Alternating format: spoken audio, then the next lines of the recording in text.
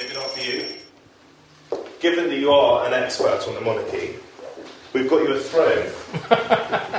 Well, you see, it's like all attempts at modernising the monarchy. Preposterous, overblown, and of course bright red.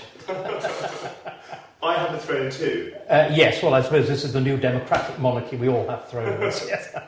David Starkey, we're about to begin. I'm going to ask you to count us down, please.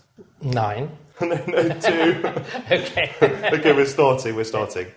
Is it true that you have a Daimler which is chauffeur-driven that takes you about, or is this no longer the case? It is, alas, no longer the case. It's turned into a pumpkin, and my driver, I think, is in the point of turning into a frog footman.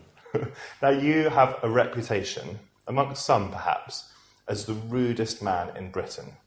Is this preposterous and unfair?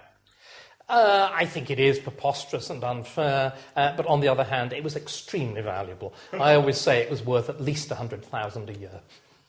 Do you ever feel remorse? Do you ever think you overstepped the line? Yes. Often when I did the moral maze, you'd waken up in the middle of the night and think, my God, did I really say that? And then normally the following morning, you'd be rung by somebody else offering you even more money, at which point repentance faded. What do you think? Remember, I was directed by one of your fellow BBC producers to be as outrageous as possible. The programme was rather nicely described as moral tag wrestling. Well, what do you think is the most important moral issue of our time? Whether freedom is compatible with modern society and modern economics. Do you think that coalition government is here to stay? It will depend what happens with the electoral system. How do you think the monarchy stands in 2010? Less bad than most of the other institutions of public life, less bad than the church, less bad than Parliament, less bad than the law. The only one of our institutions that survives, and that in a rather artificial way, is the army. Even the navy is laughed at. When did you develop your interest in the monarchy as a historian? Oh, purely out of reaction. When I was an undergraduate at Cambridge and I was told the only thing that mattered was the history of trade unions, the Soviet Union, and awful snotty-nosed people like the group in society that I came from. Immediately I said aristocracy. Immediately I said monarchy. And what was wonderful, I was pitied by my fellow students. You know, you'll never make a living, they said. And there they all are, holding chairs in social history at the ex-polytechnic of Snodgrass. And in the days when I had the Daimler, I would drive past slowly and wave at them. Yes. What is your biggest passion outside of work and outside of history? We'll come back to history in a minute. I love houses. I have too many of them. I like space. I like the way in which you can shape space to produce yourself, to fit yourself. I'm a kind of architect monkey. I also love the privacy that houses bring. I live quite a lot in the public eye, but I've always tried to keep a genuine private space. That's a house. Your real area of expertise as a historian is the Tudors, the Tudor period. How come? Accident.